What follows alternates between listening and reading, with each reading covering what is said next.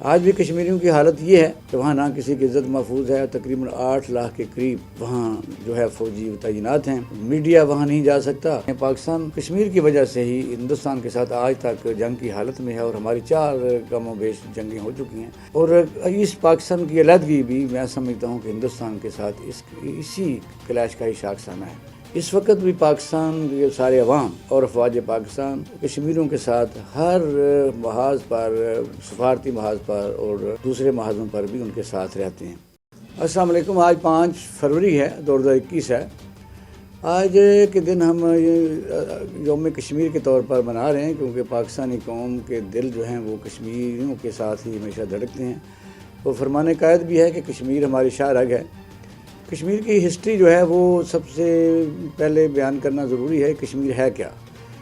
کشمیر جموں اور کشمیر اس کو ہم اکٹھا کہہ سکتے ہیں. اور ایک زمانے میں جب راجہ رنجیت سنگھ کی حکومت تھی تو سکھوں کی حکومت کابل سے لے کے ہندوستان میں لاہور اور کشمیر تک بہت وسیع رقبے پر پھیلی ہوئی تھی. اور سب سے پہلے جو انہوں نے حکمران وہاں مقرر کیا وہ گلاب سنگھ تھا. یہ کافی 1857 تک اس کی وہاں حکومت رہی. پھر ہری سنگھ کی حکومت آ گئی. ہری سنگھ جو تھا وہ آپ کہہ سکتے ہیں کہ اس زمانے میں پرنسلی اسٹیٹ بن چکی تھی انگریزوں کے زمانے میں. پھر پاکستان وجود میں آیا اور آپ نے دیکھا کہ پاکستان اور ہندوستان کی جب تقسیم ہوئی تو ایک بہت بڑی سازش کے بعد کشمیر کا وہ حصہ یعنی ہری سنگھ نے پرنسلی اسٹیٹ، جس کا مینڈیٹ یہ ہوتا ہے کہ وہ اپنی مرضی سے کسی بھی پاکستان سے یا ہندوستان کے ساتھ الحاق کر سکتے تھے، لیکن ہوا یہ کہ انہوں نے مسلمانوں کی اکثریت کے باوجود ایک سازش کے تحت انہوں نے ہندوستان کی فوجوں کو وہاں دعوت دی. اور یہ ہے تقسیم کے بعد سب سے بڑا مسلمانوں کے ساتھ ظلم ہوا، اور خاص طور پر کشمیریوں کے ساتھ. تو اس وقت کے جو حکمران تھے وہ شامل تھے. 1948 میں پھر قبائل جو ہمارے پاکستان میں فاٹا اور وزیرستان، جنوبی وزیرستان کے لوگوں نے اپنے مسلمانوں کی مدد کے لیے وہاں ان کو آزاد کرانے کے لیے بہت بڑی جنگ کا آغاز کیا. قریب یہ تھا کہ پورا کشمیر جو ہے وہ آزاد کرا لیتے، لیکن درمیان میں جواہر لال نہرو یونائٹڈ نیشن میں چلے گیا اور انہوں نے وہاں ریکویسٹ کی کہ ہم احتساب رائے جو ہے وہ اس پر دستخط کرتے ہیں، تو جو بھی ان کا جس کے ساتھ ملنا چاہیں وہ ان کو حق رائے شماری دیا جائے گا. لیکن آپ نے دیکھا کہ آج تک وہ نہیں مل سکا. بلکہ ہوا یہ کہ نریندر مودی کی حکومت آ گئی جہاں انہوں نے کشمیریوں کو وہاں ایک کرفیو لگا کے میں سمجھتا ہوں قید کر لیا، اور ظلم اور تشدد کا وہ بازار جو بڑی دیر سے جاری تھا اس میں شدت آ گئی. کشمیریوں کی قربانیاں کسی سے ڈھکی چھپی نہیں ہیں. تقریباً ہر گھر میں ایک قبر موجود ہے اور لاکھوں قبریں وہاں موجود ہیں. یعنی یونائٹڈ نیشن نے اس جنگ بندی جب کی تو جو ہمارے پاس موجودہ آزاد کشمیر ہے یہ پاکستان کو اس وقت سیز فائر کے طور پر ہمارے پاس رہ گیا، اور باقی جو کشمیر تھا وہ ہندوستان کے پاس ہی رہا. خیال یہ تھا کہ وقت کے ساتھ ساتھ یونائٹڈ نیشن اپنا کردار ادا کرے گی، لیکن جیسا کہ سہونی یہ سازش تھی، اور سازش اس وقت ہی شروع ہو گئی تھی جب یہاں سے یعنی برطانیہ اپنا جو ہے حکمرانی لے کے واپس جا رہا تھا. تو پھر آج تک ہم اور کشمیری مل کے یعنی اس کو احتساب رائے کے لیے کوششیں کر رہے ہیں. کئی قسم کی ریزولیشن وہاں موجود ہیں لیکن اس پر عمل درآمد نہیں ہو سکا. اور پوری دنیا کشمیریوں پر ظلم کے خلاف کوئی اتنی بڑی مؤثر آواز سوائے پاکستان کی نہ اٹھ سکی. آج بھی کشمیریوں کی حالت یہ ہے کہ وہاں نہ کسی کی عزت محفوظ ہے. تقریباً 8 لاکھ کے قریب وہاں جو ہے فوجی تعینات ہیں. اور جو آزادی ہے کسی پریس کی آزادی، کسی یعنی کوئی میڈیا وہاں نہیں جا سکتا. اور ہندوستان جو ہے وہ کافی 1.5-2 سال سے وہاں ظلم اور کا بازار گرم کیے بیٹھا ہے.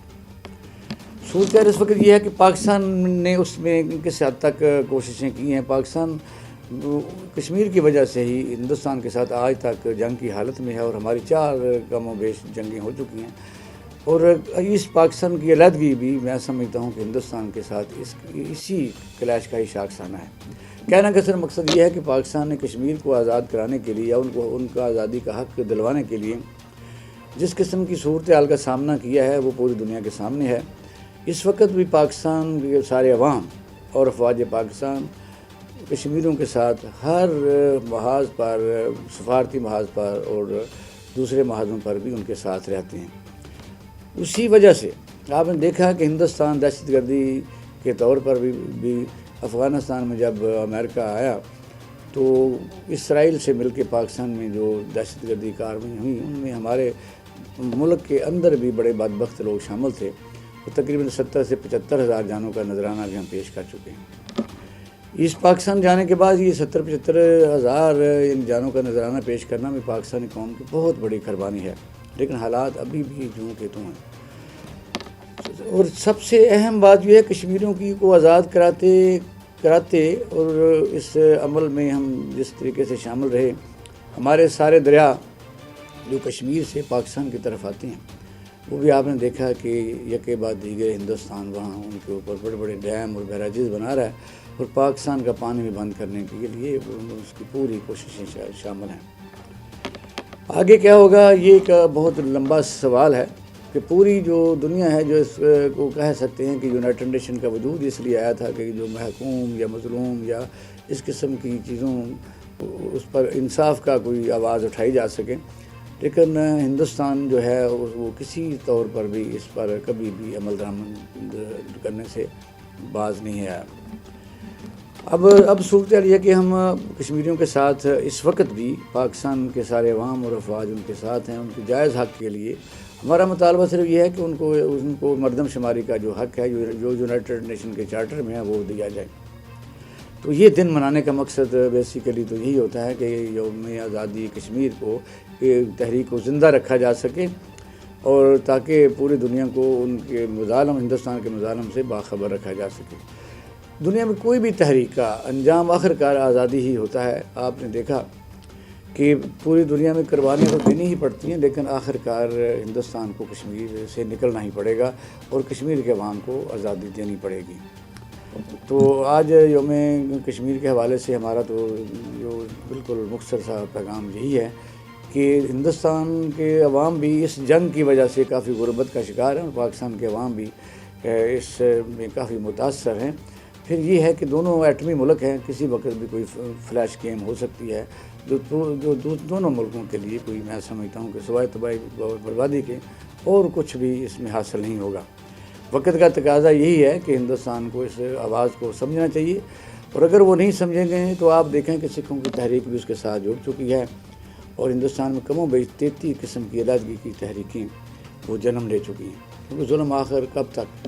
لیکن ایک اور بات جو دیکھنے والی ہے کہ مسلمانوں کے اندر ہی سے کچھ چیزیں ان تحریکوں کو جو نقصان پہنچاتی ہیں، ان میں سر فہرست جو مقبوضہ کشمیر ہے، وہاں ایک فیملی جو شیخ عبداللہ اور محبوبہ مفتی بھی وہاں وزیر اعلیٰ بنتے ہیں۔ مسئلہ یہ ہے کہ یہ ان چیزوں کے اوپر بھی میڈیا کو خاص طور پر آواز اٹھانی چاہیے، حکومت پاکستان کو ہر فورم پر یہ آواز اٹھانی چاہیے کہ آزاد کشمیر ہو یا مقبوضہ کشمیر ہو، ہمارے ساتھ اس کنفلکٹ میں کس طریقے کی ہماری معاشی حالت ہندوستان کی اور پاکستان کی بھی وہ بہت برے طریقے سے متاثر ہوتی ہے، اور دشمنوں کو ان دونوں ملکوں کو جو خاص طور پر امریکہ جیسے ملک ہیں جو اسلحے کے ہارڈ ویئر کے بہت بڑے یعنی مینوفیکچرر ہیں، ان کا بھی کام بنا ہوا ہے کہ اگر کاش یہ دونوں ملک صلح صفائی سے اس کبھی کسی نتیجے پر پہنچ جائیں، یا پوری دنیا مجبور کرے کہ مقبوضہ کشمیر کے عوام کو بھی جو ہے حق کے رائے شماری دی جائے تاکہ وہ اپنا مستقل فیصلہ کر سکیں۔ آج کے دن ہم سب پاکستانی قوم کشمیر کے مظلوم اور محکوم شہریوں کے ساتھ ہیں۔ انشاءاللہ تعالیٰ وہ سورج ضرور طلوع ہوگا جب مقبوضہ کشمیر کے عوام اپنی مرضی سے ایک آزاد ریاست یا پاکستان کے ساتھ ملنے میں جو بھی وہ فیصلہ کریں، یہ پاکستان اور پوری دنیا کو قبول ہونا چاہیے۔ اور امن بہت بڑی نعمت ہے، اور اگر امن قائم ہوگا تو پھر بنی نوع انسان کے لیے زیادہ اچھے طریقے سے ان کی ویلفیئر کے لیے کام کیا جا سکے گا۔ پاکستان زندہ باد۔